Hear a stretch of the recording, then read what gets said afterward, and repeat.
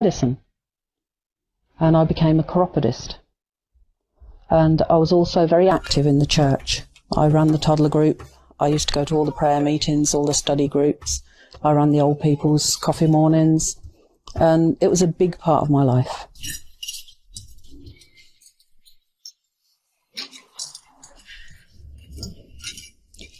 And when I started my own business, it was a little bit to give me something to do, association as it was known then, and I started working there. And I met this lovely lady, Hamida, and we got on very, very well. And after quite a few years of knowing her, more than 10 years of working with her, a conversation had happened between a new lady who'd come, and we were all talking about religion. We were talking, one was Catholic, the other was Methodist, and I was Baptist, and we were all discussing religion. And Hamida sat there very quietly. So we asked Hamida, what is your religion? Because she was such a wonderful woman, the most patient, the quietest, nothing upset her, nothing fazed her. Nobody knew what religion she was. And then I asked her, what religion are you? And she said, Muslim. I was horrified. I was absolutely stunned and mortified that this educated woman could follow such a barbaric religion, because that's how it's shown. So I tried very, very hard to turn her to Christian. I was unrelenting. Every time we spoke, I spoke about. Oh, jadi kalau boleh saya beri pendapat bahwa memang orang-orang Barat itu yang belum mengenal Islam itu memang cenderung percaya kepada media-media mainstream yang memberitakan Islam itu biadab, Islam itu nggak bagus, Islam itu radikalisme dan seterusnya gitu ya. Ya inilah yang terdoktrin di luar sana. Bahkan sebagian sudah masuk ke wilayah Asia, bahkan ke Indonesia. Beberapa orang-orang memang cenderung percaya media-media mainstream itu. Ya kenapa mereka yang punya, ya, mereka punya hak untuk di sana. Dan tidak ada yang berhak untuk mensensor di sana gitu. Cenderung diulang-ulang, akhirnya apa? Mereka tidak mengenal Islam secara apa? Ya mereka hanya mendengar berita Islam di media massa atau di media televisi, ya terdoktrin di dalam benak mereka bahwa Islam itu jahat, Islam itu biadab dan seterusnya. Inilah ada di kepala orang ini, apalagi agak sedikit shock telah berkenalan dengan Hamida. Apa agamamu? Saya Muslim, saya Islam. Mereka shock, wah kamu ini pintar sebenarnya, tapi kamu kok agama Islam? Bukankah agama Islam biadab dan seterusnya? Kira-kira begitu teman-teman terjemahannya. Nah, bagaimana nanti kisahnya kok bisa berbalik dari membenci, dari tidak mau tahu sama sekali, bahkan mengatakan Islam itu ajaran yang tidak benar. Tapi kenapa dia memeluk Islam? Seperti apa, kita ikuti kelanjutannya teman-teman. Lanjut Pak Jul. Atau ada yang lain? Silakan. Lanjut. Nambahkan. Silakan. Iya, oke. Jadi sependapat dengan Bang Handi. Karena media dikuasai oleh pihak mereka, Bang. Dikuasai oleh orang Islamfobia, dikuasai oleh Zionis, ya kan. Tujuannya untuk apa? Membangun satu narasi-narasi negatif kebencian terhadap Islam. Sejak kapan? Sejak 911. Ya, sejak pada saat WTC hancur gitu kan. Nah, itu yang membangun satu kesempatan untuk membangun narasi negatif tersebut, yaitu Islamfobia. Dan memang kita udah tahu siapa ya melakukan proses petabrakan pesawat tersebut. Bukan orang Islam, ternyata adalah kelompok intelijennya pihak Mossad itu, pihak Zionis. Itu fakta yang tidak bisa dibantah. Nah, itulah yang membangun satu citra. Akhirnya Presiden George Walker Bush Senior itu membangun satu politik identitas. Barang siapa yang ikut saya, maka akan saya kasih carrot atau wortel. Bagi barang siapa yang tidak ikut saya, maka saya kasih stick atau hukuman. Jadi itu yang dibangun oleh media-media Barat, karena ada kekhawatiran, Bang, di level mereka, kalau Islam ini tidak dibendung, maka itu yang terjadi adalah proses Islamisasi Barat. Dan ini terjadi, Bang, ini terjadi. Nah, makanya dengan menguasai media, pihak Zionis yang didukung oleh politikal di Amerika maupun di Eropa, itu dananya gelontorannya sekian US dollar itu Bang, sekian US dollar. Tujuannya untuk apa? Membangun satu framing negatif, dan ini sesuai dengan tesis dari si Paul Huntington tentang perang peradaban ya, Clash of Civilization. Jadi di mana nanti akan ada namanya paham kapitalistik versus paham islamisasi Islam. Nah, artinya apa? Di mana komunis sudah runtuh pada saat itu, tetapi ternyata komunis semakin kuat. Tetapi kalau kita bicara komunis lagi, yaitu China, itu lebih kepada kapitalistiknya. Jadi capital, modal yang mereka kuasai untuk menguasai daerah-daerah sumber daya Islam, sumber daya alam di negara-negara Islam untuk mereka kuasai. Irak mereka ambil, Afghanistan mereka coba rekrut, kemudian daerah-daerah yang memiliki sumber daya alam yang besar, itu mereka tujuannya adalah penguasaan sumber daya alam. Itulah yang dibangun oleh kelompok Islamophobia atau kelompok-kelompok kapitalistik tadi Bang. Ini sesuai, makanya yang mereka bangun adalah bagaimana Islam jangan sampai bangkit ya kan di negaranya, bagaimana Islam tidak boleh maju, bagaimana Islam itu harus dibentrokkan dengan samanya. Ini yang dibangun oleh media-media barat di barat sendiri khususnya Bang. Ini fakta gitu kan, karena banyak sekali hal-hal ini sudah akhirnya para masyarakat Eropa, masyarakat Barat akhirnya sadar bahwasanya selama ini mereka terlalu dininabobokan oleh media mereka, termasuk misalnya CNBC, kemudian CNN, kemudian Fox News, dan seterusnya. Ini yang akhirnya mereka pun tidak percaya terhadap media mereka sendiri akhirnya. Ini yang menjadi satu kekhawatiran dari orang-orang Eropa, terutama adanya Islam itu sangat diterima di Eropa. Itu yang terjadi Bang, karena ada pertentangan dari tesis Paul Huntington. Itu aja Bang, lanjut. Thank you. Makasih. Kita lanjut lagi, Pak Jun. About religion. What I thought to pull this poor woman from a barbaric religion to give her the freedom of Christianity. She didn't wear hijab. And I struggled and struggled, and in the end I think she got a bit tired of it. So she said to me, okay, if you can find any problem with Islam, any fault, anything incorrect with Islam, not with Muslim people, with Islam, I will become a Christian. So I thought, oh, challenge accepted. This is going to be easy. I said, okay, so how do I find out? She gave me one book called The Bent Rib about feminism in Islam. I read it. I thought, this is fantastic. This can't be right because this is not what we're shown. So I thought, she's given me something that's biased to mislead me. So I went to an Islamic shop in London, and the man there was very unfriendly. He had no intention of selling me anything. He was quite abrupt and rude to me about the way I dressed and wouldn't help me. So I left. And I said to Hamida with the story of what had happened, and she said, but that's Muslim people. That's not Islam. She told me another shop to go to in Luton, the Zamzam. And the man in there, although he looked very scary with a big beard and he wore the throbe and he looked as scary as the other guy, he was wonderful. He tolerated my 5 children in the shop, and he helped me. I went past him. I didn't want to ask him after the reaction the other man had given me. So I thought, I'm just going to look round. So I looked and I looked, and I found one book about women in Islam. I think it was called The Purpose of Women in Islam. So I thought, okay, I'll get this one. There must be something in there, from what I've seen of Islam, there must be something useful in there to beat her with. There must be something I can say, look, this is wrong. So I thought, great, I'll get this one. And the gentleman in the shop came over and said, Salam alaikum, sister. I had no idea what he was saying apart from the sister. And then he said, can I help you? Yeah. So I said, yeah, I'm looking for something to learn about Islam. So I said, oh, that's fantastic. And he showed me 2 other books.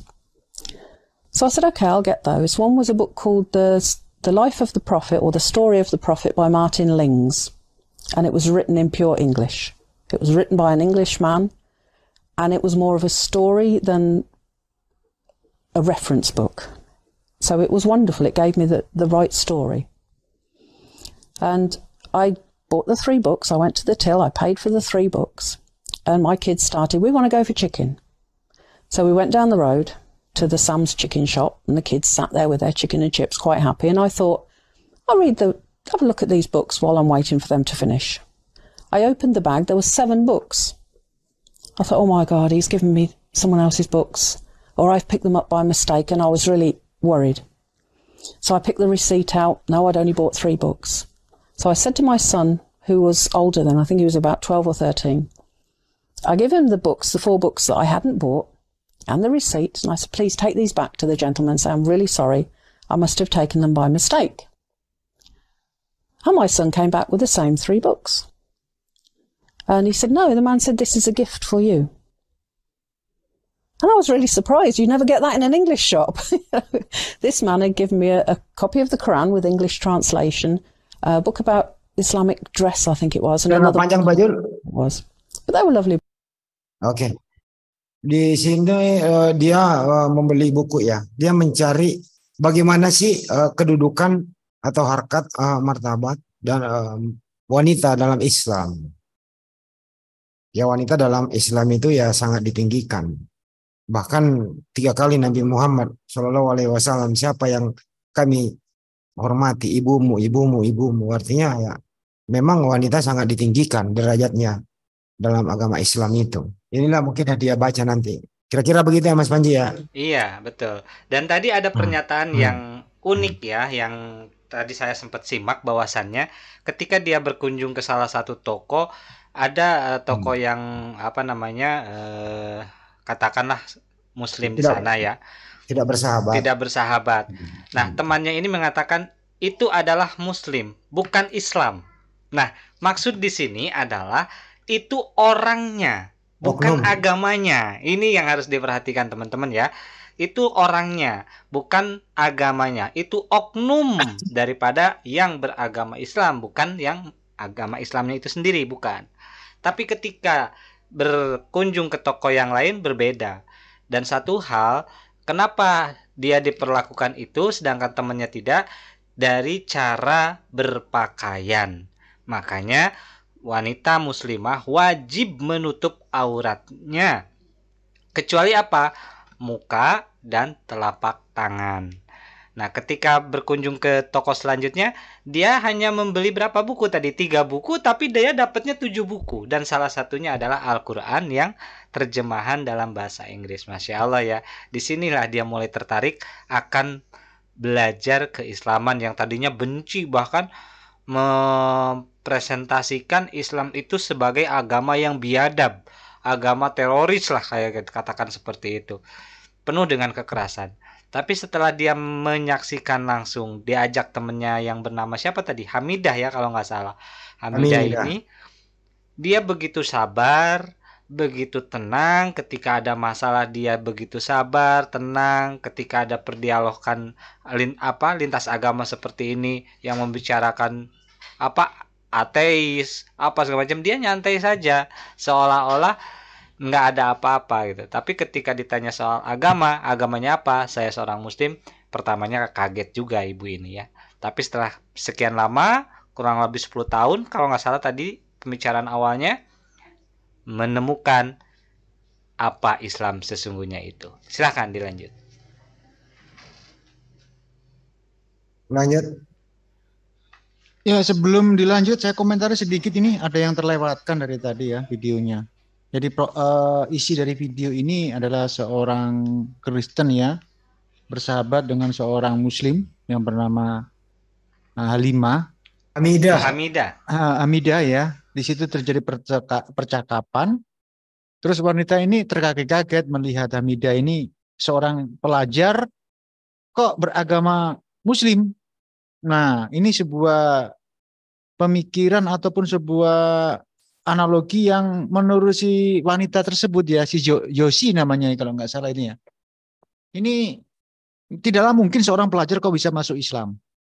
Nah, di sini Hamidah malah mengatakan, ya saya seorang Muslim. Kalau ada kamu ingin memurtadkan saya, tolong beritahu saya, cari kelemahan di agama Islam atau di Al-Quran. Itu tadi agak terlewat. Jadi Hamidah ini menantang, saudari yang ini yang lagi kita reaksi ini, menantang beliau ini untuk menemukan kesalahan Al-Quran. Dan dengan semangatnya beliau ini ya, si ibu ini, oh pasti akan saya bisa murtadkan.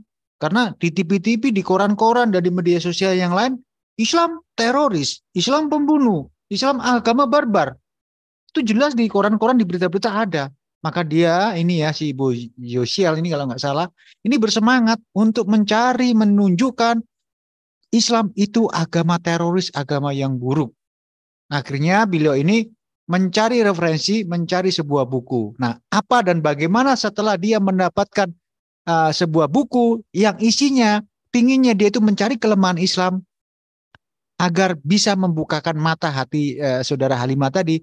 Apa yang terjadi nanti kita akan saksikan setelah dia mendapatkan buku-buku keislaman dan dibacanya sendiri. Kita akan saksikan ya. Books. So I went and I read them all. I couldn't find any faults. So I thought, okay, I'm going to have to go deeper into this because this still looks wonderful. This is not what I'm expecting. So there was a program on the telly about some problem with Islam. I watched the program on the television about the abuse of women, and some women were being stoned for the problems they'd caused. So I thought, this is more what I need to find out about. How can they do this? How can they justify this? This is wrong. So they were talking about the Sharia law. I thought, this is the piece of Islam that must be wrong. So I went back to the same bookshop, and the gentleman recognised me, which was quite good because it was a couple of months afterwards. And he asked me how I enjoyed the books. I said they were fantastic, but now I want a book about Sharia law. And he looked a bit surprised. He said, that's a bit heavy for someone just learning about Islam. I said, no, I feel I need this book. So he gave me, I bought one book on Sharia law. And then with it, he gave me another one, which was something about explaining the law and how it applies. And I read them, and I thought, to be honest, in England 100 years ago, we had a lot worse than this. We had a very lot of unjust rules. I love history, so I'd studied history. And I knew that in England, if you stole something, they wouldn't just cut your hand. Or if you stole food, they wouldn't forgive you. It was very common when the famine was on that men who stole a sheep would be hanged, even if it was to feed their family who were dying. They would hang them, they would kill them. So thinking in comparison, really cutting your hand was not that bad. So I thought, okay, let's find this bit where the women get stoned. And that was for adultery. Well, in England, a few hundred years ago, they would have drowned them. And I studied for almost a year.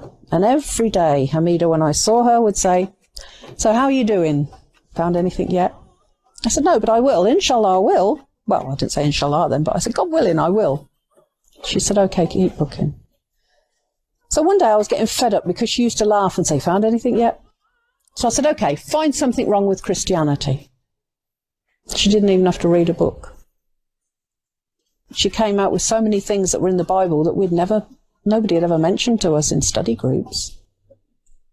So I thought, okay, instead of studying Islam, let me have an evaluation of Christianity.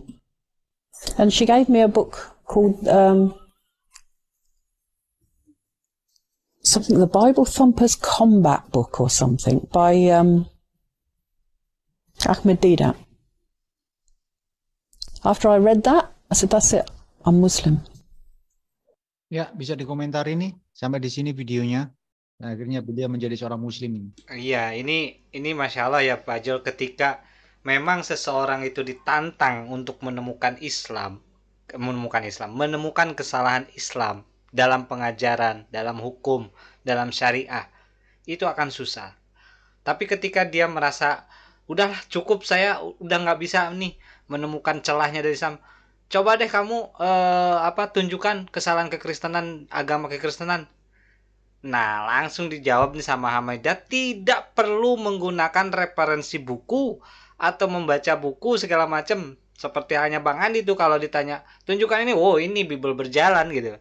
Di situ diterangkan dan diberikan buku mengenai hukum syariah yang dimana dia mengakui bahwa 100 tahun yang lalu sebelum Islam ada, itu hukumnya jauh lebih kejam dibandingkan hukum Islam. Bagaimana tidak, seorang pencuri saja untuk menghidupi keluarganya yang kelaparan, jika ketangkap dihukum mati, digantung. Di Islam dipotong tangannya, dan ini tidak begitu berat atau tidak begitu siksaannya atau hukumannya ini berat sekali ya. Kalau dihukum mati nggak akan bisa menghidupi lagi keluarganya, tapi kalau dipotong tangannya atau potong jarinya mungkin bisa menggunakan tangan yang satunya.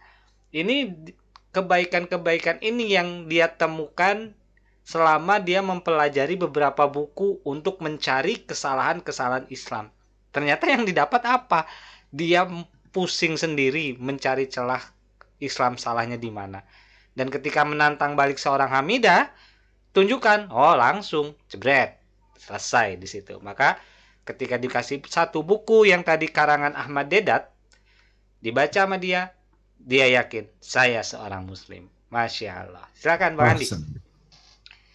Ya kalau di hukum Islam mengenai mencuri gitu ya tidak langsung potong tangan, tidak langsung hukuman mati, enggak gitu. Tergantung niatnya itu.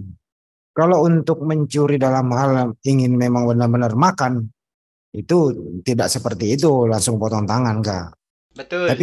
Tapi kalau mencuri demi untuk serakah, diperjualbelikan mendapatkan keuntungan, ini yang mendapatkan hukuman.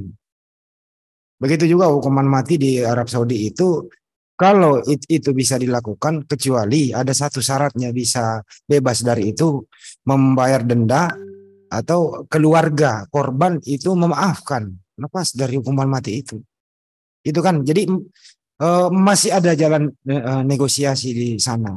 Itulah hukum Islam yang bisa kita aplikasikan dalam kehidupan sehari-hari. Indonesia juga cenderung ada hukuman mati, ya, tapi tidak berlaku hukum potong tangan.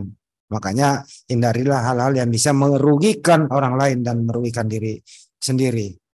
Ya kalau dikasih, saya ketemu orang kayak gini, tunjukkan, apalagi seorang perempuan gitu ya. Di mana sih kesalahan di dalam Bible? Tolong baca Amsal 7 deh, 18-19, seorang perempuan, gedein suaramu deh. Tak kasih apa kayak yang kamu minta gitu. Berani nggak kira-kira dia membaca di tempat umum gitu ya? Nggak berani. Saya rasa risih membacanya seorang perempuan yang kayak beginian. Betul. Gitu ya. Dan seterusnya bagaimana Islam mengajarkan menutupi aurat, dan bagaimana kehidupan ibu-ibu sebelumnya di zaman para nabi itu mereka tidak ada yang pakai singlet bikini dan lain-lain gitu ya, tidak ada, hanya di zaman-zaman modern ini saja. Untuk itu berbanggalah memeluk Islam. Inilah yang dikatakan bahwa kalau orang mau berpikir, kalau orang mau belajar, tentu akan mendapatkan hidayah. Tapi kalau masa bodoh, pokoknya imani saja, yang penting percaya, dijamin masuk surga, ya itu juga urusan Anda semua. Tapi mari pergunakan akal sehat. Itu sih dari saya, teman-teman. Marhaban ya Ramadan. Ya, ini untuk video yang kedua mungkin bisa dikasih prolog Mas Andi tentang seorang wanita yang 17 tahun jadi pendeta atau apa tadi? Untuk yang kedua video kita ini sesuai dengan thumbnail itu adalah Ibu Nevi Amalia Nanlohi. Tadinya namanya Ibu Nevi Natalia Nanlohi, sarjana teologi. Itu adalah pendeta 14 tahun, kemudian bisa memeluk Islam. Bagaimana kisahnya ya nanti beliau sendiri yang berkisah ya. Bagaimana perjuangannya bisa memeluk Islam. Kira-kira begitu prolognya Pak Jul. Jadi sekarang menjadi Ustazah Nevi Amalia Nanlohi STH. Gitu kita. Kira-kira Pak Jul. Ya, kita akan putar videonya ya. Nevi Amalia, Nevi Amalia. Ya. Ini video ini. Kita putar ya. Yes, it.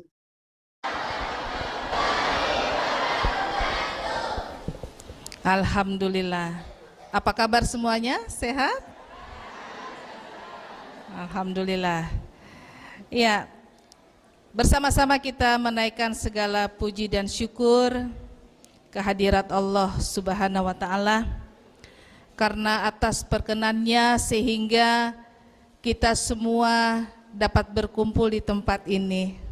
Semua atas izin Allah. Karena kalau kita sudah bergelar almarhum, almarhumah, tentu kita nggak ada di sini. Jadi kita bersyukur untuk umur dan panjang usia, semoga itu berkah. Dan juga kita bersyukur untuk kesehatan, karena apabila kita terbaring sakit, mungkin juga kita tidak di tempat ini. Dan juga kita bersyukur untuk semua yang Allah sudah berikan, harta ya, anak, suami, keluarga, sanak terlebih dari kita sampai akhir hayat, Islam tetap kita pegang. Amin, amin ya rabbal alamin.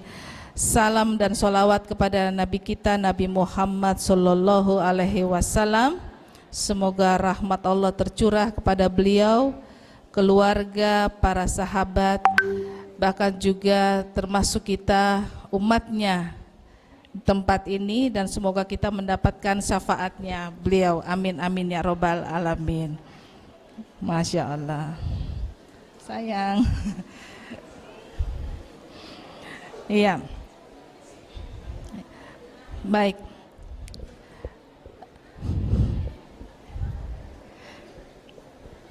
Penasaran. Ya. Pada pagi hari ini tentu saya masih asing ya. Belum ada yang kenal di tempat ini ya. Maka pertama-tama saya akan memperkenalkan diri. Panitia ada videonya sudah bisa belum ya? Yang dari WA belum di-download ya? Tunggu sebentar, Aisyah bisa bantu saya download di ini enggak? Atau nanti ya, habis ini saya nanti tolong bantu di-download. Iya, saya punya slide ini aja. Kita ta'aruf dulu, karena tak kenal maka tak sayang. Ya, bapak-bapak, ibu-ibu yang dirahmati Allah, perkenalkan nama saya. Ya, saya dari suku Ambon Manado. Jadi ayah Ambon, ibu Manado. Ya, dan berasal dari keluarga Kristen Protestan yang taat. Kemudian saya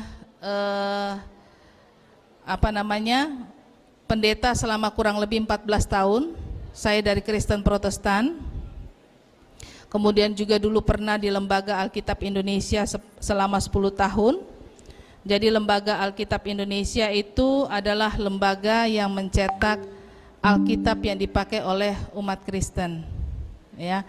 Jadi kalau di Kristen itu ada banyak aliran.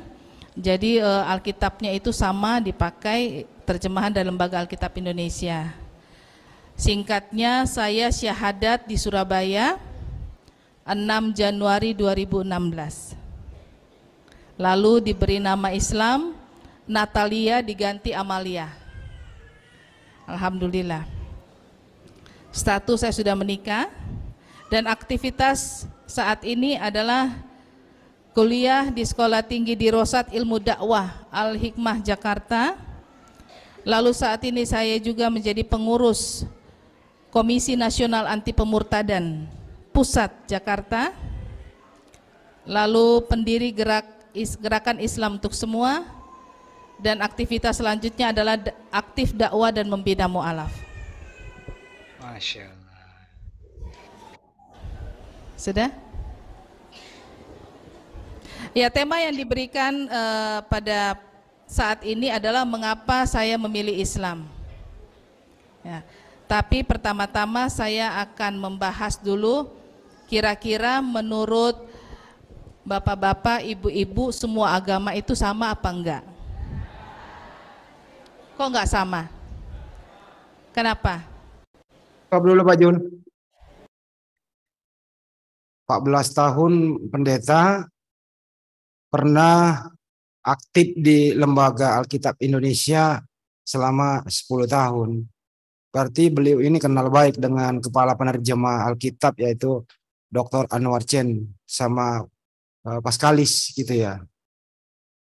Dulu ibu sayang banget, kenapa ibu nggak melawan mereka? mengeluarkan atau tidak memakai istilah-istilah Islam, tapi oke, Anda kan dulu masih Kristen waktu itu. Anda masih Protestan. Semoga saja mari kita bersama-sama ya, semoga LAI sadar dirilah, jangan memakai istilah-istilah Islam lagi. Amin. Amin. Ini bukan kaleng-kaleng ya teman-teman. Berbeda dengan para murtadin seperti Saifuddin Ibrahim yang mengaku dari guru besar Al-Zaitun, kemudian setelah ditiban babi dan harta, lupa segala-galanya menghujat, akhirnya menjadi apa? Menjadi narapidana dan sekarang menjadi buronan.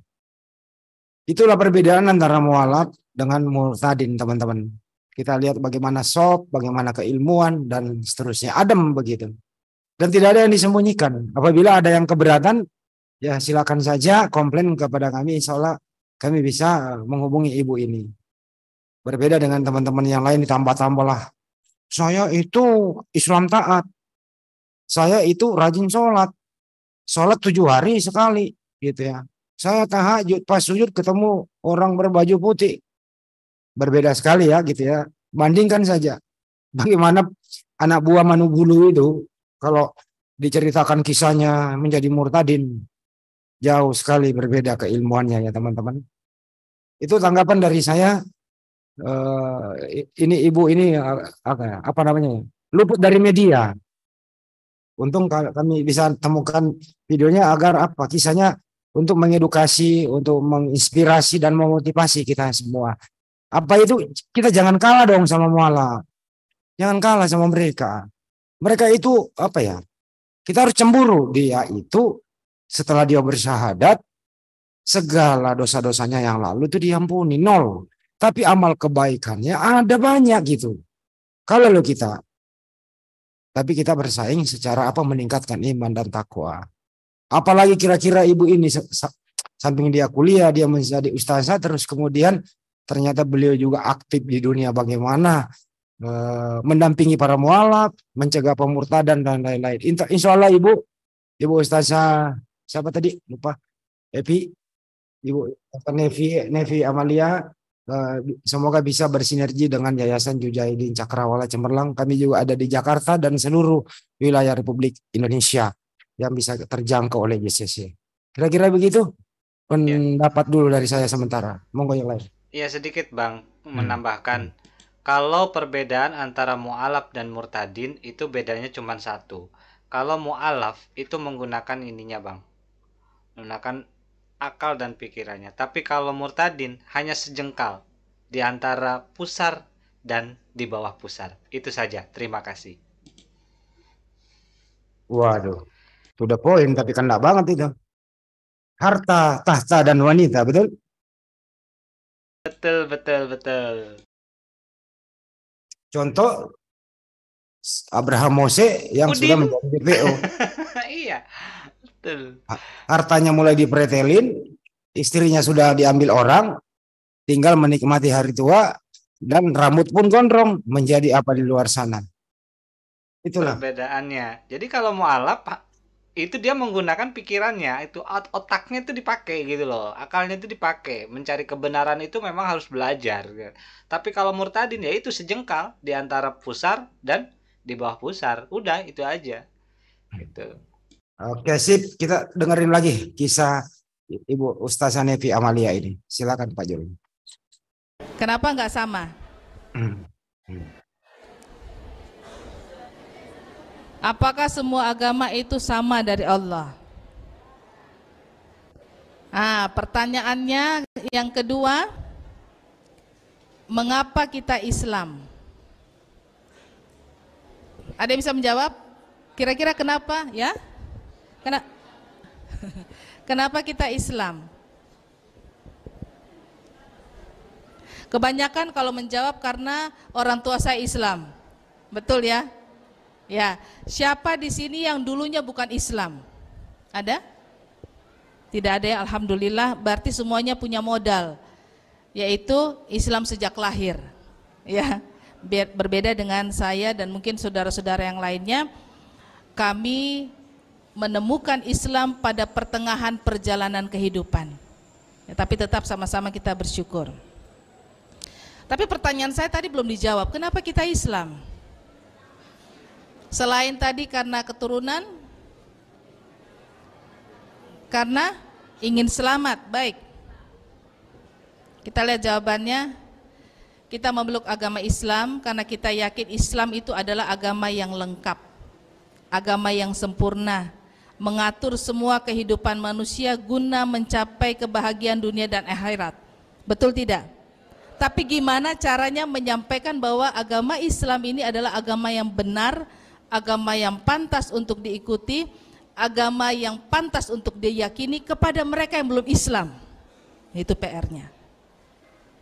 Maka pada pagi hari ini ketika saya akan menceritakan tahap-tahapan kenapa saya masuk Islam dalam pergumulan panjang dari saya membuat ringkasannya dari slide ini supaya kita bisa sama-sama belajar. Mudah-mudahan semua kita ini ya menjadi wasilah Allah untuk datangnya hidayah kepada mereka yang belum Islam. Amin ya. Amin. Baik. Amin. Kita lihat dalil Al-Qur'an. Jadi kenapa akhirnya saya memilih Islam, ya. Kita lihat dulu dalil Al-Qur'an. Quran surah 61 ayat 9, Allah Subhanahu wa taala berfirman, "Dialah yang mengutus rasulnya dengan membawa petunjuk dan agama yang benar agar dia memenangkannya atas semua agama walaupun orang-orang musyrik membencinya." Ya. Jadi ini kenapa kita Islam, karena kita yakin bahwa Islam adalah agama di atas semua agama dan kepercayaan yang lain. Berarti Islam sebenarnya harusnya di muka bumi ini semuanya Islam. Dan bagaimana kita membuktikannya? Di sini dikatakan bahwa dalil ayat ini, bapak-bapak dan ibu-ibu yang dirahmati Allah, adik-adikku sekalian, tidak ada di dalam kitab-kitab agama lain. Saya mau tanya dulu, kalau bunda-bunda memilih investasi, ya, misalkan ingin menanamkan uangnya kepada seseorang Dulu Pak Jul, lembaga, kira-kira kenapa kita memilih Islam? Jawaban ibu ini yang seorang mualaf yang top, Marco top sekali ya Mas Panji ya, bahwa Islam itu adalah agama yang paling sempurna. Semua sendi-sendi kehidupan ini itu tidak luput dari ajaran Islam. Mulai kita bangun sampai tidur lagi itu diatur dalam Islam. Karena memang agama Islam agama yang paling sempurna. Agama Islam adalah agama yang diridhoi oleh Allah Subhanahu wa taala. Tidak ada agama yang lain yang diridhoi itu. Itu kira-kira ini apa suara apa ya? Waduh. Suara siapa ini ya? Berisik ya. Bang Edi. Bang Edi dimut dulu dong. Oke. Saya ini enggak Kenapa? bisa geser. Kenapa Bang Edi? Sebentar ya Bang Edi ya. Mas Panji silakan diterangin itu tadi yang dimaksud Ibu. Ya, tadi memang ditanyakan kenapa alasan Anda beriman. Memang kalau ditanyakan seperti ini, masyarakat awam pasti akan menjawab, iya karena orang tua saya Islam. Memang, apakah itu salah? Tidak, itu tidak salah. Karena itu adalah modal kita. Memang dikatakan Bu Ustazah ini betul. Itu adalah modal kita untuk menjadi seorang Islam. Islam yang bagaimana yang diinginkan? Islam secara kafah. Lalu tadi juga disinggung dalam surah As-Saff, ya, surah 61 ayat ke-9. Bismillahirrahmanirrahim. Huwallazi arsala rasulahu bil huda wa dinil haqqi liyudhhirahu ala dini kullih walau karihal musyrikun. Dialah yang mengutus rasulnya dengan membawa petunjuk dan agama yang benar agar dia memenangkan di atas segala agama-agama meskipun orang musyrik membencinya. Siapa ini yang mengutus rasulnya? Yang diutus rasulnya ini siapa? Tentu saja Nabi Muhammad SAW. Apakah Isa bukan rasul? Nabi Isa juga rasul. Nabi Isa juga rasulnya, utusannya. Untuk memenangkan apa? Memenangkan kaum Bani Israel daripada penyelewengan ajaran daripada Taurat. Ketika itu terselewengkan, diutus lagi seorang rasul penutup, yakni penutup Nabi Muhammad SAW. Maka dialah ini siapa? Allah Subhanahu wa taala. Kok tahu dari Allah gimana? Ada kata hu di sana. Karena kata Allah ketika dikurang-kurangkan itu huruf satu persatu hurufnya, tetap pengertiannya Allah. Dikatakan hapus alifnya cuman lillah, artinya juga Allah. Dihapus lamnya satu lahu, lahunya juga milik Allah. Dihapus lamnya satu lagi hu-nya juga milik Allah. Maka dia di sini huwallazi, dialah, itu menunjuk kepada Allah. Betul ya yang dikatakan Ustazah ini. Maka kita mengiri. Kenapa kita Islam dari lahir nggak mau belajar secara Islam dengan betul-betul? Lanjut, silakan Pak Jul.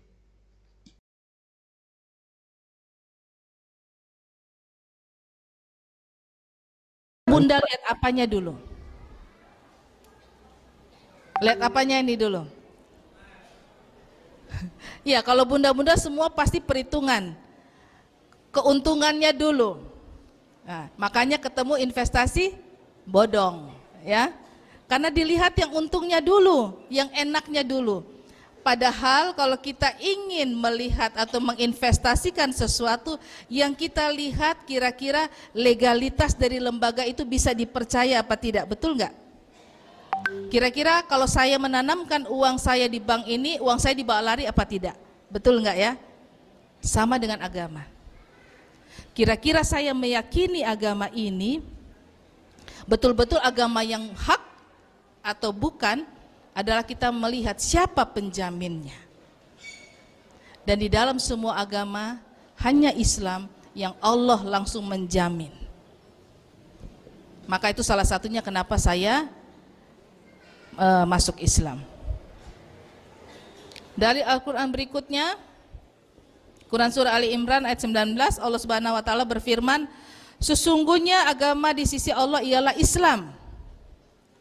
Tidaklah berselisih orang-orang yang diberi kitab. Berselisih di sini artinya ada banyak orang yang berselisih atau bertengkar mana yang benar, ya. Orang yang diberikan kitab kecuali setelah mereka memperoleh ilmu. Karena kedengkian di antara mereka. Barang siapa ingkar terhadap ayat-ayat Allah, maka sungguh Allah sangat cepat perhitungannya.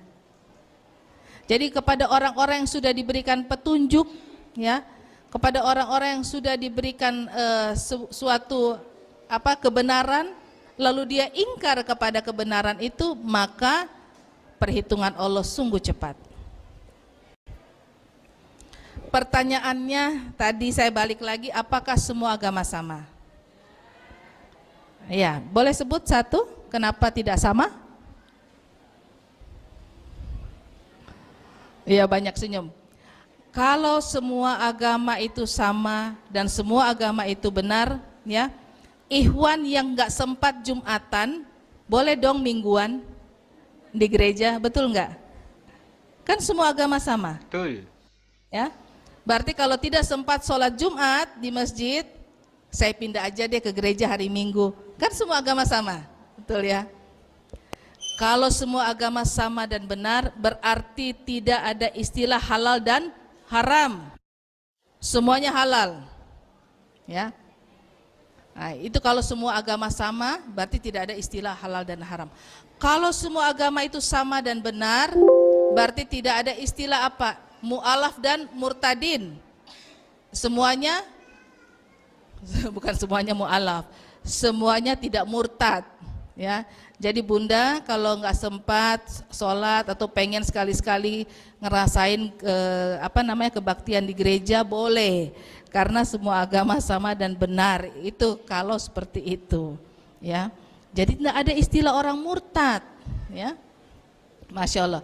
Kalau semua agama sama dan benar, maka kita wajib juga mengakui Tuhan-Tuhannya dari kepercayaan lain.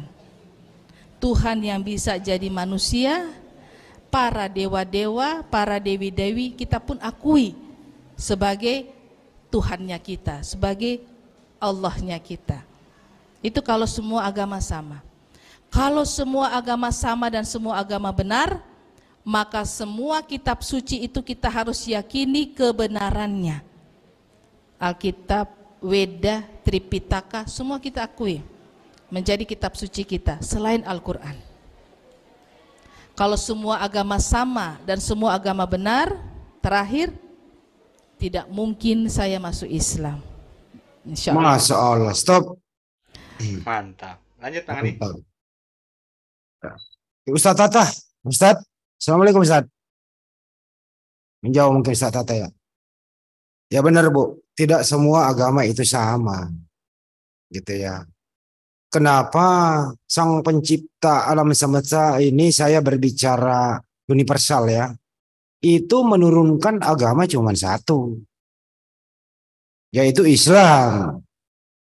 Mulai dari Nabi Adam sampai Nabi Muhammad SAW, mereka semua Muslim. Apa sih? Mereka semua berserah diri. Itu Islam itu. Itulah Muslim. Muslim ini adalah oknumnya. Islam adalah yang mengaturnya. Gitu ya. Nabi Adam kenapa dikatakan seorang Muslim? Ya karena Nabi Adam itu diutus ke muka bumi. Diciptakan dulu, diutus, diangkat menjadi nabi. Bapak para nabi kan begitu. Jadi hanya agama Islam. Dinul Islam saja yang diridhoi oleh Allah Subhanahu wa taala. Selain daripada itu, ya silakan saja kalau mengakui agama Anda yang paling benar. Tapi mari kita cek kitab suci kita masing-masing seperti apa. Jadi kalau seorang mualaf itu pasti berpikir, pasti pakai akal sehat, pasti cerdas. Kalau dia sudah mengatakan tidak semua agama sama, cari dong mana yang paling benar agama itu. Ternyata pilihan ibu ini setelah 14 tahun menjadi pendeta, 10 tahun menjadi di Lembaga Alkitab Indonesia yang memilih Islam. Itu kira-kira alasan Ibu Ustazah Nevi Amalia STH ini. Gitu ya. Beliau juga aktif di bidang apa? Organisasi yang melindungi saudara-saudara kita dari pemurtadan, hampir sama dengan moto kita yang ada di JCC. Terus kedua juga adalah bergerak di bidang dakwah. Itu Mas Panji silakan dilengkapi. Iya, betul ya. Jadi memang kalau dikatakan semua agama memang sama, ya ibu ini nggak akan dia mualaf. Toh agama itu berbeda. Berbeda apa? Dari segi Tuhannya saja berbeda. Dari segi pengajarannya aja berbeda. Dari segi kitabnya saja berbeda. Dari semua agama ini, ada berapa sih yang diturunkan Allah sebenarnya? Agama yang diturunkan Allah ke muka bumi ini cuman satu. Inna dinna indallahil Islam. Kok muncul agama Kristen? Kok muncul agama Yahudi? Agama Yahudi itu hadir 30 tahun setelah Raja Sulaiman wafat di tahun 930 sebelum Masehi. Kekristenan lahir setelah adanya di Antioquia. Apakah itu sebuah agama? Tidak. Yahudi asalnya itu sebuah suku bangsa. Kekristenan itu juga asalnya daripada suku Bani Israel. Sehingga berkumpul, maka digenapkan ketika 40 tahun setelah meninggalnya Raja Salomo atau Raja Sulaiman, yang dimana Raja Sulaiman adalah raja ketiga daripada Bani Israel, maka jadilah agama Yahudi dikukuhkan sebagai agama. Sebetulnya agama yang diturunkan adalah agama Islam. Kenapa? Tadi sudah disinggung sama Bang Andi. Dari Nabi Adam sampai dengan Nabi Muhammad SAW sama-sama seorang Muslim. Kalau tidak percaya, sahabat-sahabat bisa buka dalam surah Al-Baqarah ayat 131 mulainya sampai dengan 141. Di sana mulai Allah menciptakan agama yang diturunkan pada zaman Nabi Ibrahim, zaman Nabi Yakub, zaman Nabi Yusuf, zaman Nabi Ishak, dan zaman Nabi Isa, serta zaman Nabi Musa. Semuanya agamanya apa? Muslimun, orang-orang yang berserah diri. Ketika orang-orang yang berserah diri ini mengakui dia berserah diri dan menuhankan hanya satu Tuhan yang Maha Esa, agama apa yang dimaksud? Inna dinna indallahil Islam. Sesungguhnya agama yang kuridhoi adalah agama Islam. Lanjut, silahkan. Banyak orang terjebak di dalam pemikiran saat ini, jadi berhati-hati ya. Banyak orang terjebak begini, ya sudahlah, ya agama itu nggak penting, yang penting itu perbuatan baik. Sekarang beredar di kalangan anak-anak milenial atau orang-orang milenial adalah agama tidak penting lagi. Yang penting saya berbuat baik, saya nggak menyakitin orang, ya, saya tidak membunuh, saya nggak menyusahkan orang, tapi saya tidak perlu sholat, saya tidak perlu puasa, saya tidak perlu berzakat, saya tidak perlu berinfak, saya tidak perlu baca Al-Quran, dan saya tidak perlu melakukan amalan-amalan soleh lainnya karena cukup saya berbuat baik.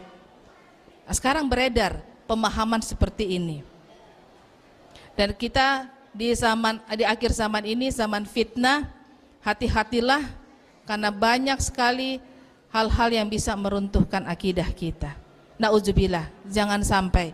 Makanya kita dekatkan diri kepada Allah, dekatkan diri juga kepada orang-orang soleh dan soleha untuk saling mengingatkan.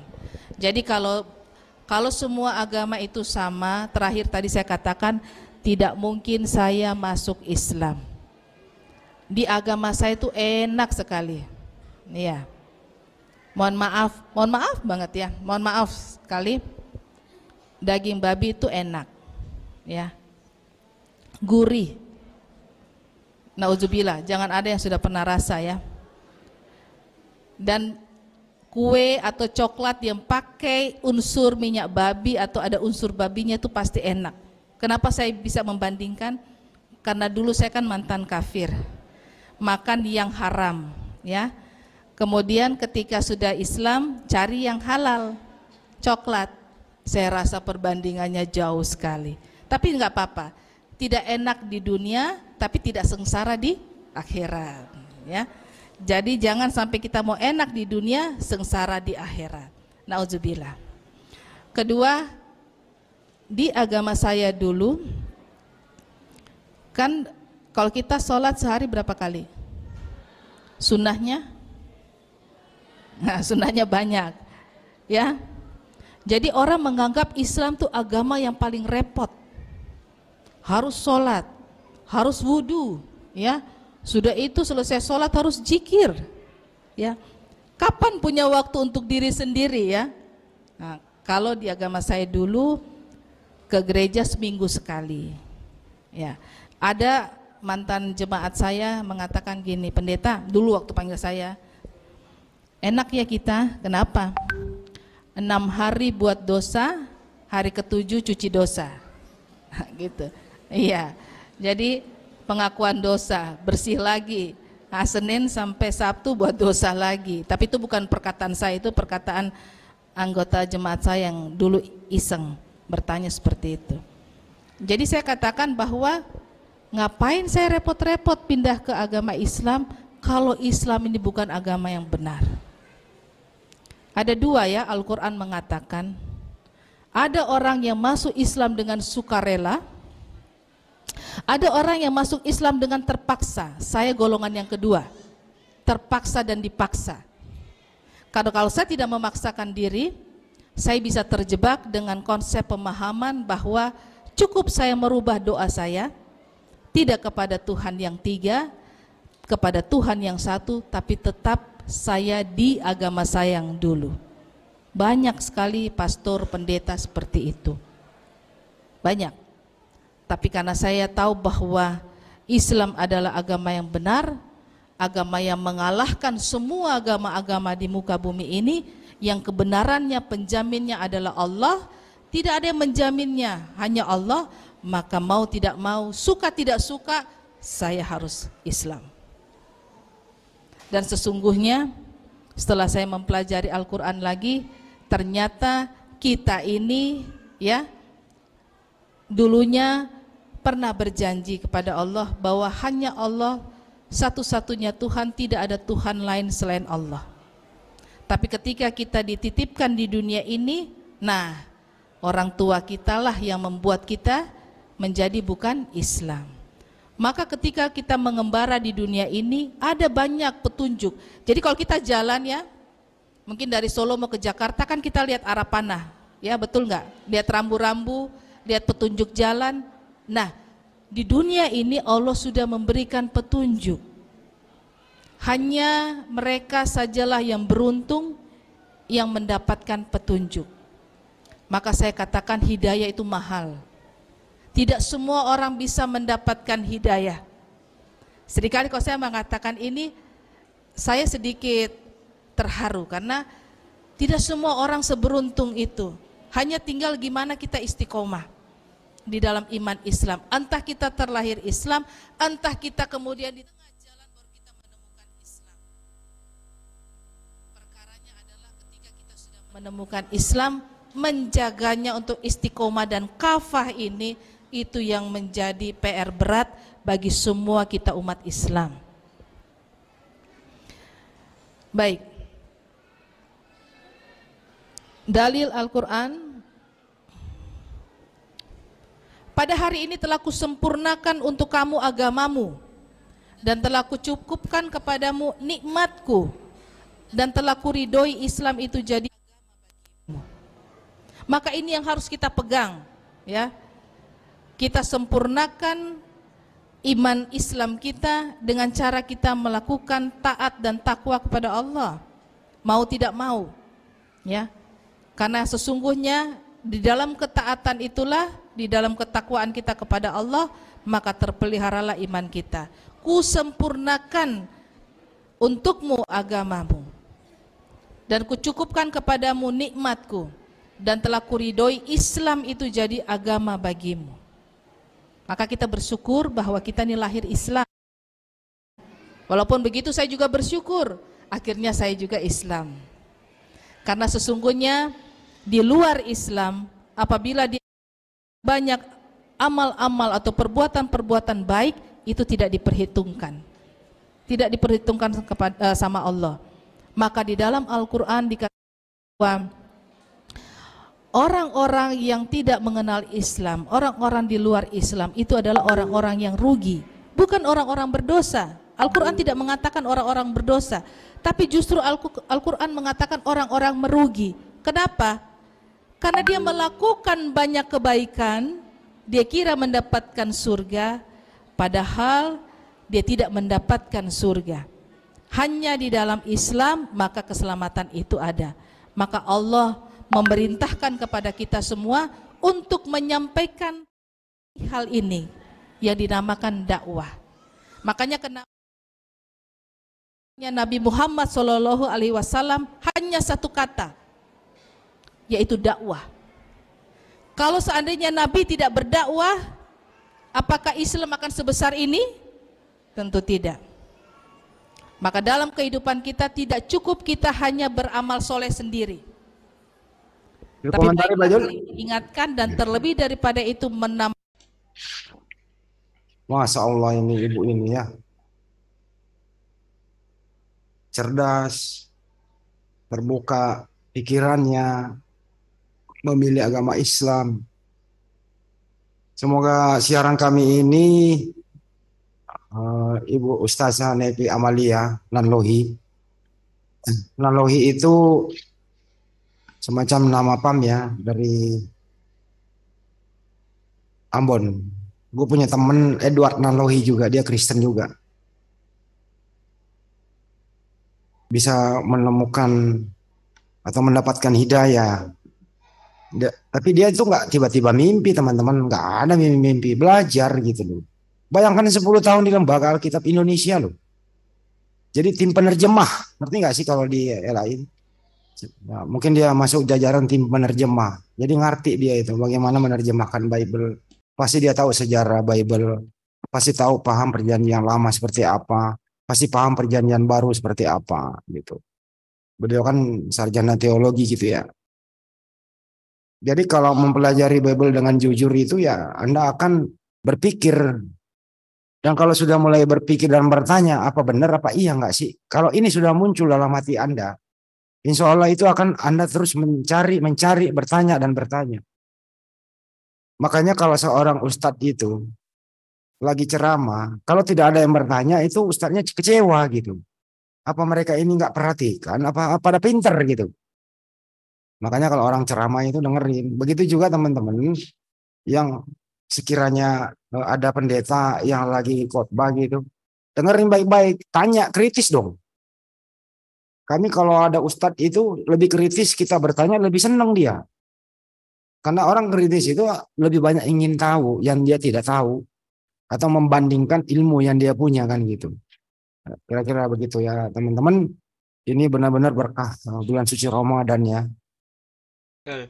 Semoga ibu ini kita bisa bersinergi ya. Amin, amin ya Allah.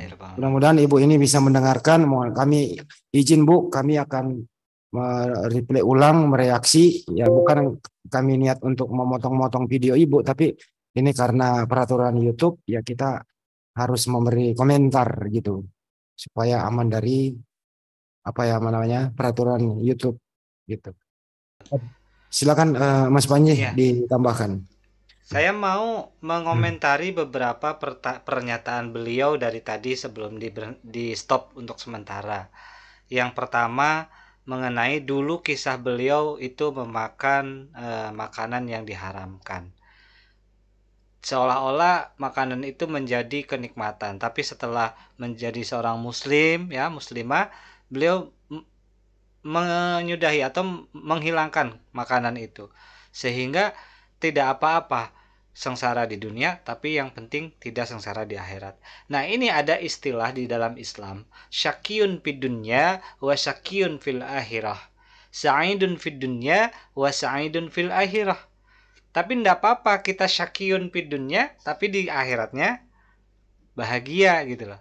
Sa'idun fil akhirah. Jangan-jangan kan idealnya ini sa'idun fid dunya wa sa'idun fil akhirah, bahagia di dunia, bahagia di akhirat. Idealnya itu. Tapi karena kita memang hanya sebagai manusia biasa, ya tidak apa-apa kita syakiyun di dunia tapi sa'idunnya fil akhirah. Sengsara di dunia tapi bahagia di akhirat. Tapi jangan dua-duanya kita sengsara. Sengsara di dunia, sengsara pula di akhirat. Ini yang lebih bahaya. Gitu loh.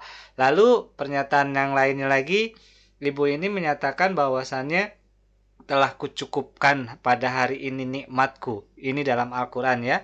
Terus juga kuridoi agamamu, surah Ali Imran. Sahabat teman-teman bisa buka di sana. Memang seperti itulah kenyataan Islam. Tidak ada hal, tidak ada yang melebihi daripada keagungan agama Islam. Maka kalau Pak Desugi sering mengatakan al-Islamu yu'la wala yu'la alaih gitu loh. Al-Islam itu tinggi dan tidak ada yang lebih bisa meninggikannya lagi atau bisa menandingi lagi. Seperti itu. Itu saja mungkin rangkuman dari pernyataan-pernyataan Ibu tadi, Ustazah ini. Silahkan dilanjut.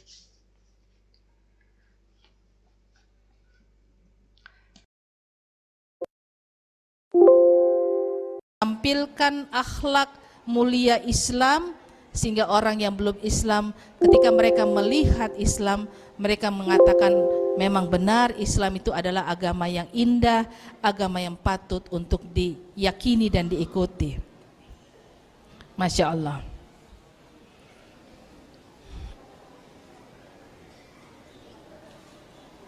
Ya, saya sampai pada kesimpulan ini.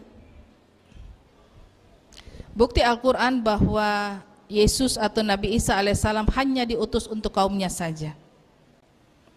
Quran surah Ali Imran ayat 48-49, dan dia Allah mengajarkan kepadanya Isa yaitu kitab, hikmah, Rasul kepada Bani Israel. Quran surah 43 ayat 59, Allah Subhanahu wa taala berfirman, dan Isa tidak lain hanyalah seorang hamba yang telah kami beri karunia atau kenabian atasnya dan kami menjadikannya sebagai teladan bagi Bani Israel.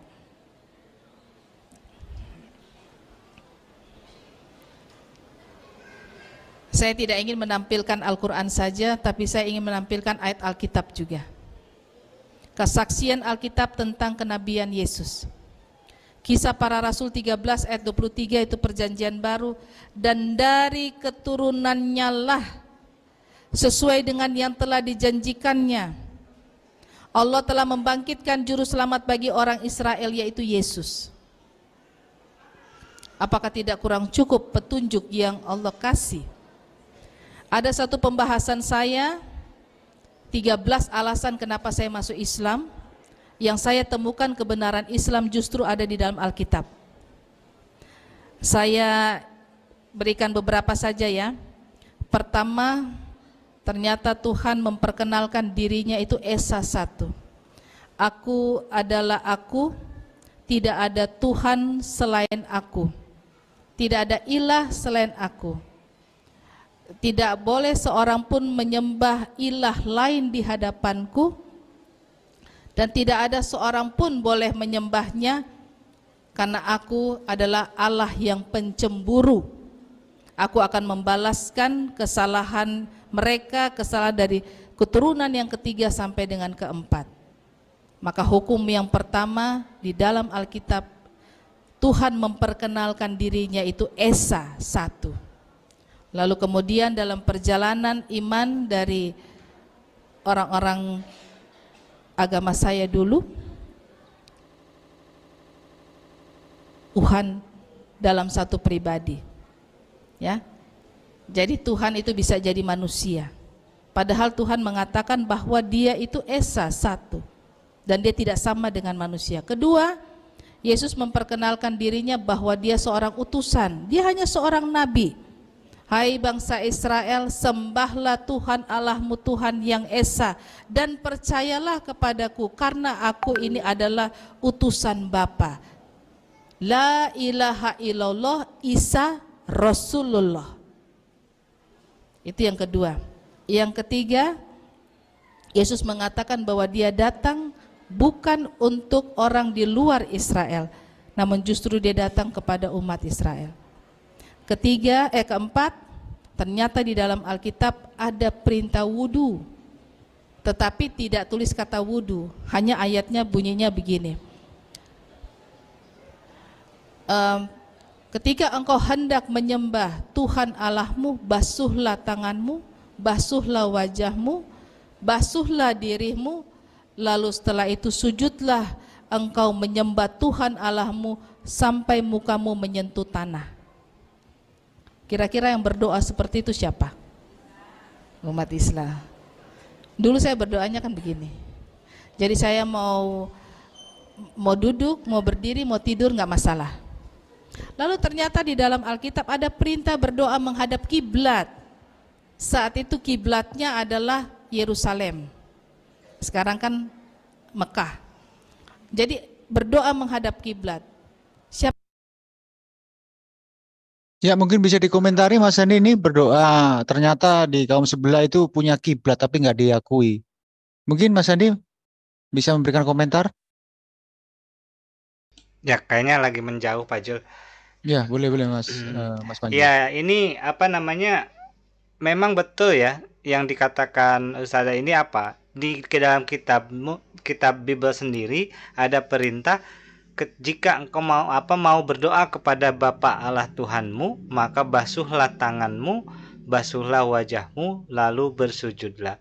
Nah, ini tidak dipahami, bahkan ini sengaja ditutup-tutupi gitu loh. Karena jika mereka mengetahui ini, yang diajarkan oleh Isa atau Yesus alaihissalam adalah bagian daripada wudhu. Gitu loh. Basuh tangan, basuh muka, ya, basuh wajah, sujud, sholat, kan kayak gitu. Ini yang sering tidak dipahami secara benar ya. Karena banyak sekali yang dipelintir-pelintir atau salah artikan. Maka ketika ada kebenaran di dalam kitab, ada di dalam Bible tersebut, jangan diyakini 100% benar.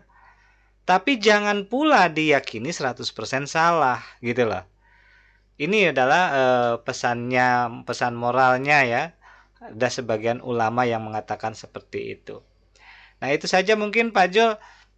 Mungkin Ustadz Tahta ada yang mau ditambahkan, Ustadz? Ustadz Tahta? Oh, masih menjauh juga dari perangkat. Silakan Pak Jul tambahkan lagi komentarnya.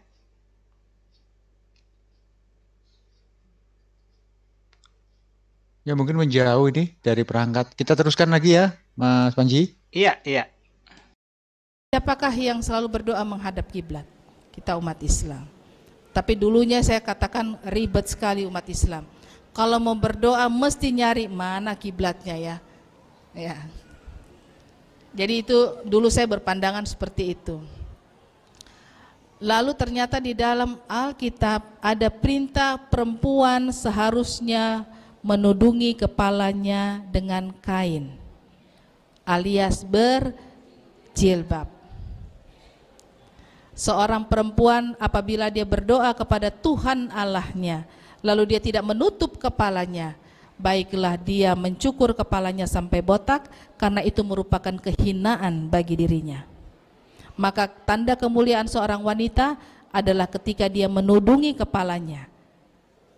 Perintah berjilbab. Kemudian saya menemukan lagi ada kata insya Allah, tapi bukan tulisan insya Allah. Tulisannya adalah terjemahan. Jika Tuhan menghendaki. Apabila engkau hendak melakukan suatu perjalanan usaha ke daerah, ke suatu daerah, maka ucapkanlah jika Tuhan menghendaki. Karena apabila engkau tidak mengucapkannya, engkau adalah manusia yang tidak tahu apa yang ada di depanmu. Maka seharusnya engkau selalu mengatakan jika Tuhan menghendaki. Siapakah umat yang selalu mengucapkan itu kalau bukan umat Islam? Maka ada banyak lagi kebenaran-kebenaran yang saya justru temukan di dalam Alkitab yang justru dilaksanakan oleh umat Islam tapi dilalaikan oleh umat Kristen. Nah, ini yang harus kita luruskan. Dan ketika saya menghadapi mereka, saya tidak memakai Al-Quran, saya memakai Alkitab. Stop. Kenapa? Karena Sama. mereka Sama, katakan Bu. Stop. Sama, Bu. Kalau menghadapi mereka itu kita tidak perlu pakai Al-Quran, kita hanya pakai logika, kita harus pahami Bible-nya seperti apa. Kita ini kan harus, Bu, Bible berjalan kita. Kan gitu. Kita harus pahami apa isi perjanjian lama, Bu. Kita harus pahami apa isi perjanjian baru. Apa yang dibahas di sana gitu ya. Apa itu Taurat Musa, apa itu Kejadian, Imamat, Ulangan dan seterusnya. Apa itu bisa para nabi dan bahasa suci. Dari mana datanya keempat Injil kanonik ini? Dari mana datanya surat Paulus, dari mana datanya Wahyu? Bagaimana Yohanes membuka itu gitu. Bagaimana Kejadian 1 dan seterusnya itu aja. Bagaimana konsep ketuhanan mereka, ada yang Trinitas, yang perisainya barat dan timur, segitiga terbalik gitu ya, 3 pribadi 1 hakikat. Itu yang perlu kita pelajari. Kita edukasi mereka dengan bahasa-bahasa santuy tentunya, dengan yang edukatif. Kita berikan siapa Yesus yang di dalam Bible itu sendirian tulisan merah seperti apa, itu aja gitu. Kita berikan Yohanes 5:30, Yohanes 17:8 dan lain-lain gitu, yang bisa mencerdaskan mereka gitu. Ya memang kalau mendapatkan orang yang mau belajar sih terbuka cakrawala berpikirnya, alhamdulillah. Selama ini kita berjuang, Bu, di media sosial banyak yang menemukan kebenaran dan mendapatkan hidayah. Ya bagaimana kami pejuang-pejuang Islam yang berjuang di media sosial ya, baik di media sosial maupun di dunia nyata itu. Kami lakukan tiap hari tanpa henti. Apalagi di bulan suci Ramadan ini, kami akan terus live sampai menjelang sahur. Tujuannya apa sih? Untuk dakwah Islam. Kan kita memang diperintah amar ma'ruf nahi mungkar itu. Kita nggak boleh berdiam diri kalau ada ilmu. Kita harus berbagi. Tapi kalau kita sudah menyampaikan, tapi jawabannya yang kurang bijak, ya biarkanlah ya. Allah Subhanahu Wa Taala yang menilai ini semua. Yang penting kita nggak boleh apatis, masa bodoh. Kita terus berjuang. Karena ini ditugaskan kepada kita, orang yang berilmu tentunya seperti Ibu. Jadi ilmu itu harus dibagi, jangan dipendam sendiri. Supaya apa? Menjadi amal jariah nanti, ilmu yang bermanfaat. Kan apabila nanti ada orang-orang yang berbuat baik, kita sudah nggak ada, ilmu kita yang dipakai kan nyambung pahalanya kepada kita. Terus berjuang, Bu. Salut buat kepada Ibu Ustazah Nevi Amalia Nanlohi. Thank you, Ibu. Terus berjuang. Itu kira-kira Mas Panji. Ada yang lain silakan. Assalamualaikum warahmatullahi wabarakatuh. Waalaikumsalam. Alhamdulillah ya, senang banget melihat beliau ini. Saya yang jadi muslimah udah dari lahir ya, malu juga sama beliau gitu. Beliau ilmunya banyak banget dan keberuntungan beliau ya, keberuntungan. Dulunya pernah jadi orang yang juga ahli dalam agamanya yang dulu gitu ya. Jadi itu menjadi tambahan plus buat beliau sekarang setelah jadi muslimah, makanya jadi ustazah tuh komplit lah istilahnya ya. Jadi tentang agama yang lama dia tahu betul, agama yang sekarang alhamdulillah dia paham betul gitu ya. Saya ngerasa nggak ada apa-apanya ya dibanding beliau gitu. Kita ini yang muslimah memang harus banyak belajar. Dan belajar untuk Islam aja ilmunya banyak banget gitu ya, apalagi seperti beliau itu, Masya Allah. Dan saya senang banget ya sekarang ngelihat banyak mualafah cerdas gitu. Dan mereka itu yang saya salut juga istiqomah dan berusaha untuk jadi muslimah yang kafah. Dalam artian mereka nggak keberatan untuk tutup auratnya, padahal banyak orang bilang rambut wanita itu adalah mahkota ya, gitu. Kalau dipikir-pikir mungkin ngerasa yang punya rambut bagus misalnya gitu sayang ya ditutupin. Mahkota buat suaminya, Bu. Kenapa? Mahkota buat suami. Oh, iya maksud saya itu gitu. Jadi banyak orang yang berpendapat seperti itu gitu. Padahal Islam itu sayang sekali dengan wanita ya, makanya ditutup itu supaya kita itu menjadi barang yang berharga sekali gitu. Karena Allah itu pengen kita nih jadi wanita yang punya nilai gitu, yang punya kualitas gitu ya. Dan dulu saya sering banget ya dengar, saya di Belanda, jadi orang tuh heran-heran gitu ya, ngelihat misalnya orang Islam tuh ngapain sih ditutup-tutup, pakai bajunya juga panjang-panjang misalnya ditutup semuanya. Siapa yang lihat ya, kata mereka gitu. Dan karena mereka nggak paham gitu ya, kenapa kita begitu. Dan itu juga salah satu syiar sebetulnya yang harus kita bagi ke mereka gitu ya. Dan dulu juga seperti tadi yang video yang sebelumnya kita lihat itu ya, kalau mereka itu sudah menemukan dengan belajar, insya Allah mereka tuh bisa istiqomah karena mereka tahu berharganya Islam ini gitu ya.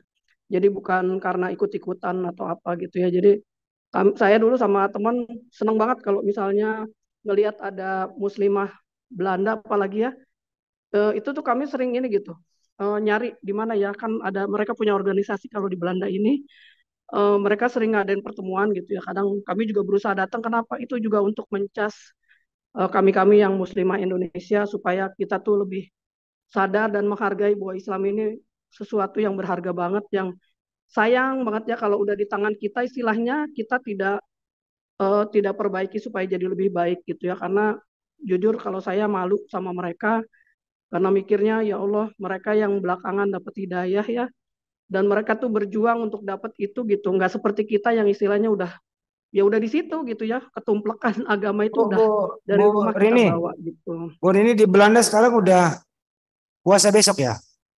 Insya Allah kami puasa besok, tapi ini masih siang di sini. Jadi nanti maghrib baru mulai ini sekarang jam 4:30 kurang 10 sore ya, 16.19. Nanti maghrib kami mulai jam 7, isya-nya nanti baru mulai jam 8:30 malam. Jadi 9 kurang 1/4 malam nanti kami insya Allah isya, saya juga pergi ke masjid nanti ke masjid. Udah berapa puasa Ibu di Belanda? Banyak banget ya. Saya bagaimana sih kalau udah Bu, perbedaannya gimana berpuasa di negeri orang dibanding di Indonesia? Ya, kalau di sini karena negara 4 musim, dan ya kalau Hijriah itu kan selalu bermaju ya, tiap tahun itu 11 hari. Jadi berpuasa itu bulannya kan nggak sama ya, sama kita di Indonesia. Cuman karena di sini 4 musim dan waktu itu berganti. Istilahnya waktu summer, musim panas sama musim dingin tuh jauh berbeda ya. Sekarang berapa jam, Bu? Berapa jam siang sekarang? Siang ini kalau dihitung dari subuh Subuh itu sekarang jam 5 kurang sedikit pagi. Baru mulai terang tuh kira-kira jam 6 kurang ya gitu. Nah, tapi ini mulai terus maghribnya kan jam 7 sore. Tapi besok hari Minggu itu mulai, ini sekarang winter time namanya ya, musim dingin. Nanti mulai hari Minggu jamnya akan berganti menjadi summer time. Jadi waktunya naik 1 jam istilahnya. Jadi kita istilahnya tidurnya nanti akan kurang 1 jam, dan perbedaannya nanti dengan waktu Indonesia Barat tuh cuma 5 jam. Kalau sekarang masih 6 jam. Dan itu nanti kalau misalnya begitu berarti jamnya juga maju. Berarti ada 12 jam ya? 12 apa? Panjang apa pendek? Puasanya lebih, Bang Andi. Lebih ya? Lebih. Terus saya juga udah pernah ngalamin dulu waktu musim panas ya, puasa di sini tuh sampai 19 jam. Jadi mulai subuh tuh jam 3 pagi, kami berbuka jam 10:04, hampir setengah 11 malam. Jadi itu jam setengah 12 malam. Jadi baru selesai buka puasa, langsung sholat isya, bentar lagi sahur gitu ya? Iya. Jadi kalau saya ngalamin tuh kalau misalnya kami mau terawih, jadi habis makan buka itu cepat-cepat sholat maghrib. Habis itu baik, makan, cepat lari ke masjid kayak gitu ya bedanya, dan perjuangan juga lah. Oke. Itu cuma Indonesia saja dulu Bu, kita biar nggak keluar topik. Karena saya juga pernah tidak mengalami begitu di sana kan gitu. Jadi apa ya? Jadi saya itu 6 tahun tidak mengalami di Belanda kan gitu ya Bu ya. Iya. Ya betul. Lanjut. Jadi buat misalnya mualafah yang di sini tuh perjuangannya mungkin lebih berat dari yang di Indonesia ya. Kalau lagi musim panas, bayangin orang yang nggak pernah puasa atau suruh puasa 19 jam tuh. Saya makanya. Oke Bu. Biar nggak melebar dulu Bu. Ini maaf. Silakan terusin. Baik, makasih. Lanjut dulu Pak Jul, terakhir ini season terakhir Pak Jul. Itu kitab sucimu. Baiklah, saya buktikan dengan dalil-dalil dari Alkitab yang ini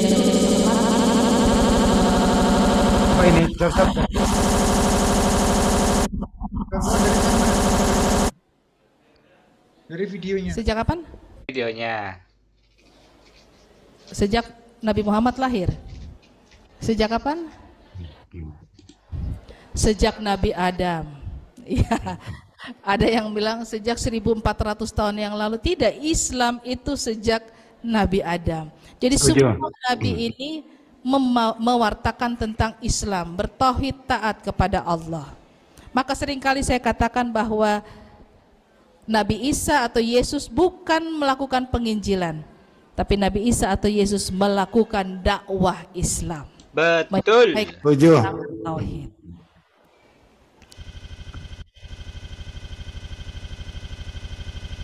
Mantap. Kami tiada mengutusmu Muhammad melainkan sebagai rahmat bagi semesta alam. Rahmatan lil alamin Bu. Punya agama yang benar atau diridhoi di sisi Allah hanyalah selain agama Islam, maka sekali-kali tidaklah akan diterima agama itu daripadanya, dan dia di akhirat termasuk orang-orang yang rugi. Bukan orang-orang berdosa, orang-orang yang rugi. Maaf ya suaranya terganggu. Dia menyangka dengan perbuatan baiknya bisa menyelamatkan dirinya, ternyata tidak, karena dia bukan percaya beriman kepada Allah di dalam Islam.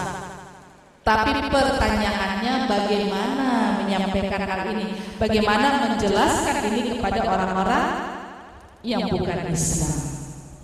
Stop Pak Jul. Sebenarnya Nabi Muhammad ini diputus. Nah, karena suaranya udah terganggu, momennya kita sudah dapat ya. Iya.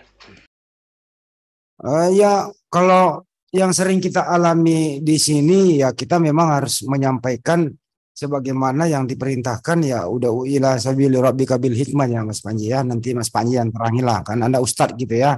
Kita bagi-bagi tugas lah.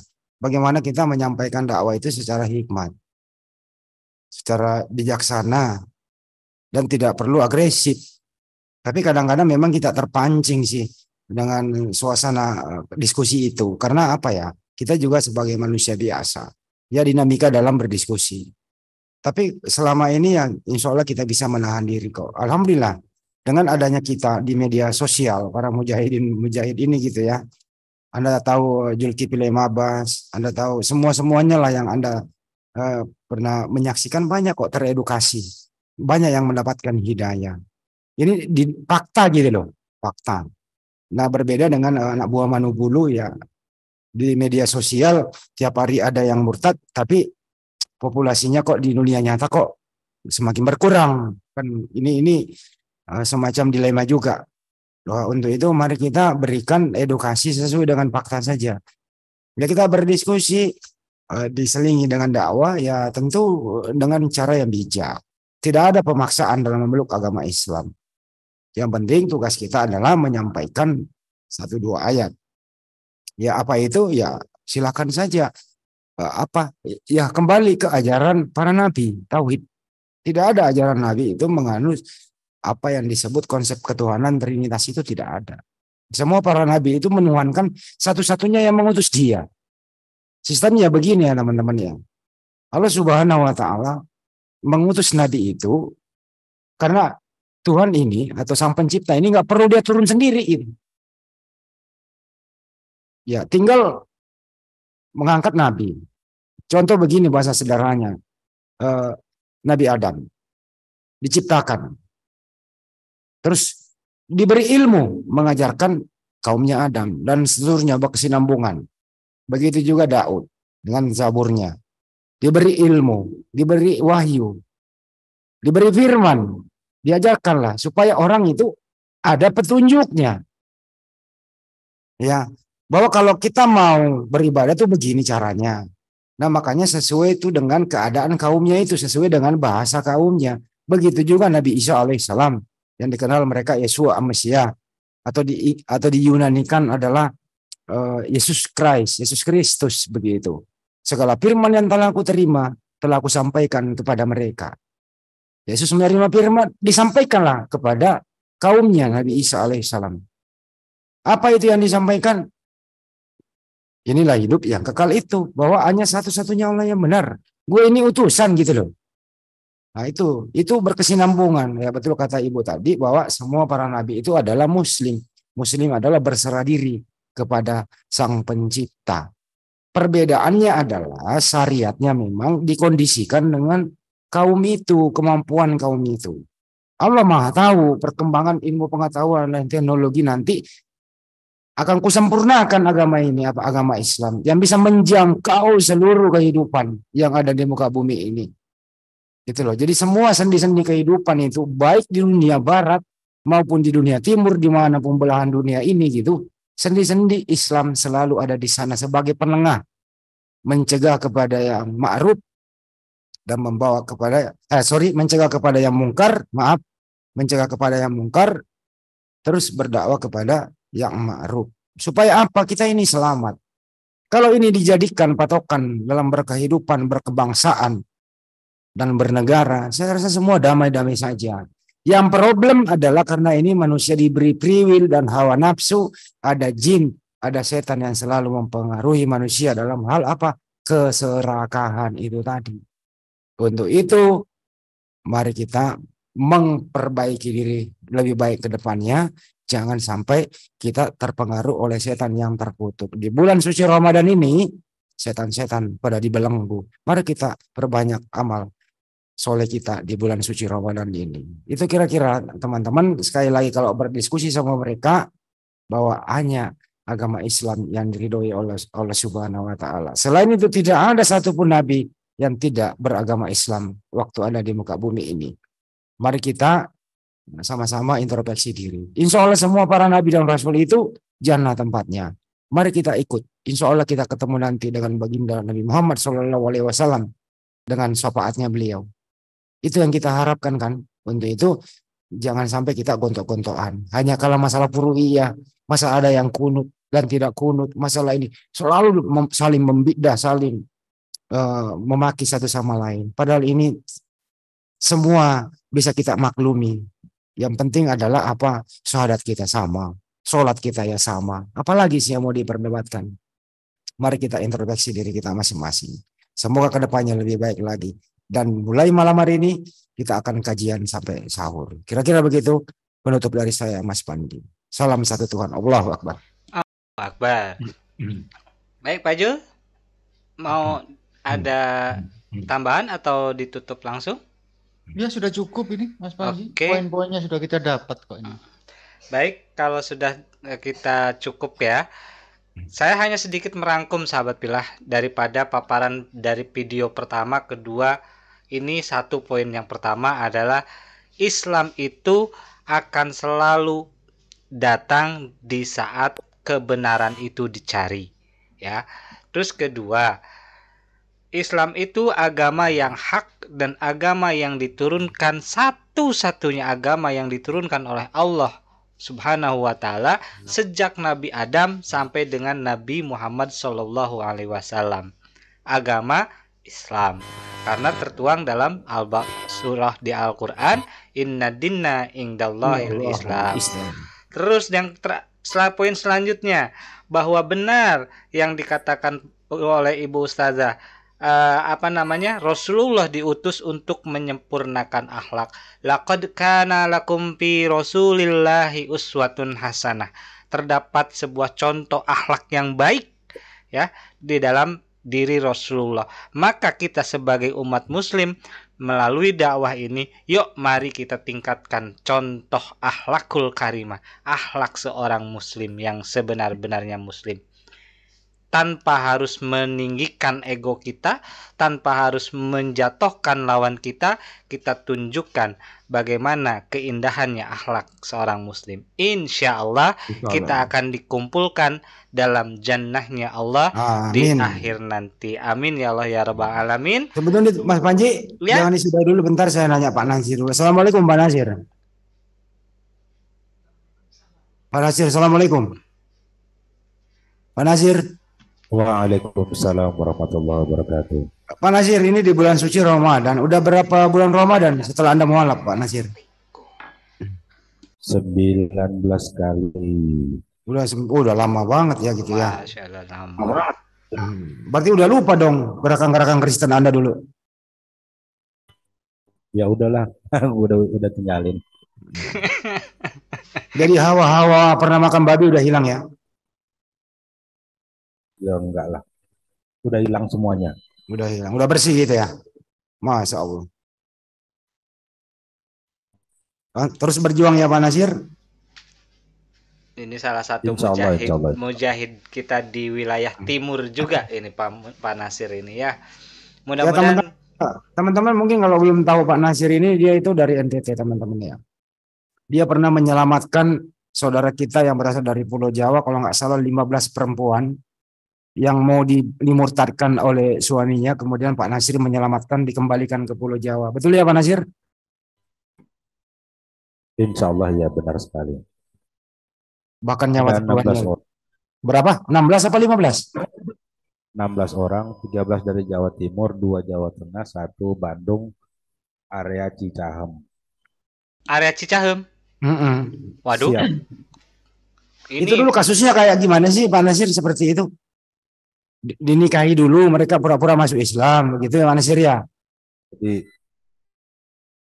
kemudian dibawa ke kampung halamannya, dipaksa pindah agama di sana, betul?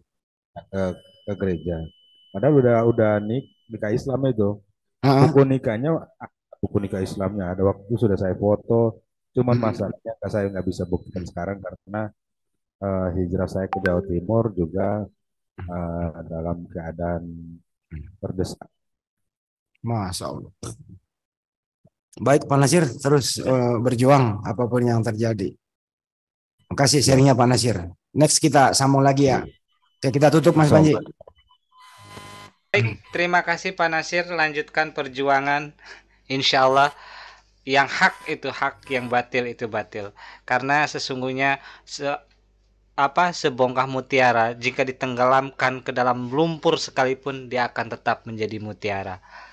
Kita tutup ya teman-teman. Terima kasih kepada sahabat-sahabat yang telah hadir di live comment ataupun di Zoom, baik itu yang ada di Handi Celebes Channel, di Tahta Channel, di Zulfikar Official, di Nazir Media maupun di Panji Islam Media.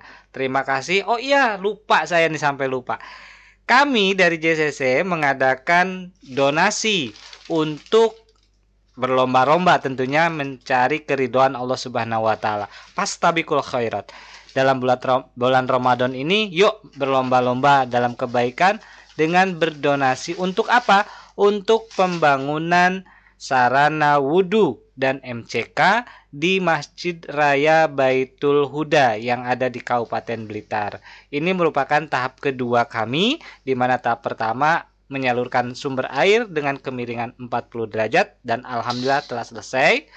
Lalu program yang keduanya adalah pengadaan sarana dan prasarana rumah singgah serta kantor JCC di Jakarta. Tujuannya apa?